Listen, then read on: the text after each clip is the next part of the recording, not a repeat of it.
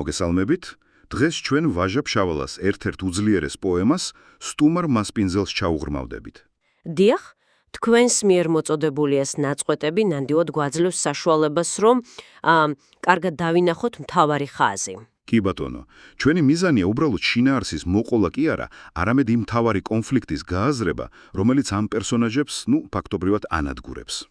ეს არის შეჯახება სტუმართმოყვარეობის უძველეს წმინდა ადათსა და სისხლის აღების, ასევე ძლიერ ტრადიციას შორის. მოდით, პირდაპირ დავიწყოთ. წარმოიდგინეთ ქისტეთის მკაცრი გარემო, ბნელი პეიზაჟი. და ამ ფონზე ჩნდება მარტოხელა მგზავრი, ხევსური, ზვიადაური. ოღონდ თავიდან არ ამბობს ვინ არის, თავს ნუნუად ასახებს. რატომ? იმიტომ რომ ქისტების მოსისხლე მტერია, იცის რომ საფრთხეშია და სწორედ აქ იკრება კვანძი, როცა მას ქისტი მონადირე ჯოკოლა ხვდება. ჯოკოლამ ხომ არ იცის ვინ არის სინამდვილეში ეს ნუნუა? არ იცის და რას აკეთებს? უდიდესი პატივით იღებს, უნაწილებს ნანადირებს, სახლში ეპატიჟება. ეს არის სტუმარ მასპინძლობის წესი. თითქმის რელიგიური დატვირთვა აქვს, ხო? სტუმარი ღვთისა, ხელშეუხებელია. აბსოლუტურად. თუნდაც მტერი იყოს, იმ მომენტში, როცა შენს ჭერქვეშა, ის შენი დასაცავია. მაგრამ ეს სიმშვიდე დიდხანს არ გრძელდება. ჯოკოლას სახლში, მის ცოლთან, აღაზასთან ერთად, სხვა ქისტებიც არიან. და ერთი ხანში სესული ცნობს ზვიადაურს, მაშინვე სოფელს აგებინებს. და აქ იწყება დრამა. ქისტები ითხოვენ ზვიადაურის, მათი მოსისხლე მტრის გადაცემას. მიუხედავად იმისა, რომ ის ჯოკოლას სტუმარია, ჯოკოლა კი, წარმოუდგენელი დილემის წინაშე დგება. მან უკვე იცის, რომ ეს კაცი მისი ძმის მკვლელია. ხო, მაგრამ ის მისი სტუმარია და ჯოკოლა ირჩევს სტუმრის ადათს. ეს ხომ წარმოუდგენელი სიმტკიცეა. მისი სიტყვები, დღეს სტუმარია ეგ ჩემი. ეს კანონია მისთვის. კანონზე მეტიც მგონი. და იმდენად მტკიცეა, რომ საკუთარ ნათესავს, მუსას, კლავს, რომელიც სტუმრის შეპყრობას ცდილობს. დაფიქრებულ ხართ ამაზე. ნათესაურ კავშირზე მაღლა აყენებს სტუმრის დაცვას. ეს უკვე, თემთან დაპირისპირებაა პირდაპირ. რა თქმა უნდა. და თემი არ პატიობს, ჯოკოლას იჭერენ. ზვიადაურს კი სასაფლაოზე მიათრევენ. მოსაკლავად. თანაც არაუბრალოდ მოსაკლავად, არამედ მსხვერპლად შესაწირად. ხო, თავიანთი მიცვალებულებისთვის, მაგრამ ზვიადაურიც ამაყად ხვდება სიკვდილს. მისი ცნობილი ფრაზა, ძაღლიყოს თქვენი სკვდრისა და უარს ამბობს მსხვერპლობაზე. სიმამაცე, რომელიც მტრებსაც კი აოცებს. და ამ ყველაფერს შორიდან უყურებს აღაზა, ჯოკოლას ცოლი. კი, და გულში თანაუგრძნობს მალულად ტირის. ეს უკვე სხვა კონფლიქტია. პირადი გრძლობა ტრადიციის წინააღმდეგ. მეტიც, ღამით ფარულად მიდის ზვიადაურის გვანთან, გლოვობს და სამახსოვროდ თმის კულულს საჭრის.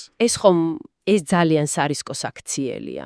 ფაქტობრივად თემის ღალატია. და მერე ამის გამო იტანჯება. დანაშაულის გრძნობა, წინაპრების აჩრდილები, ჯოკოლასაც კი თავიდან ატყუებს, მერე კი უტყდება, რომ ზვიადაური შეეცოდა. ამასობაში ზვიადაურის სიკვდილის ამბავი ხევსურეთშიც აღწევს. და ისინიც მოდიან, შურის საძიებლად, ზვიადაურის ძვლების წასაღებად. და ჯოკოლა. ის ხომ უკვე დარიყულია საკუთარი თემისგან, მოღალატედ ითვლება. ხო, იმიტომ რომ სტუმარი დაიცვა და ახლა მარტო ებრძვის მომხდურ ხევსურებს. და იღუპება მათ ხელში.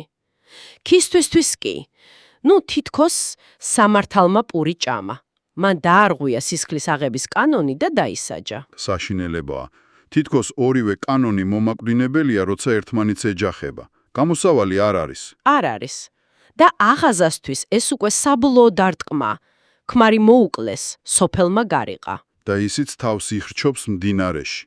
სამივე მთავარი პერსონაჟი იღუპება.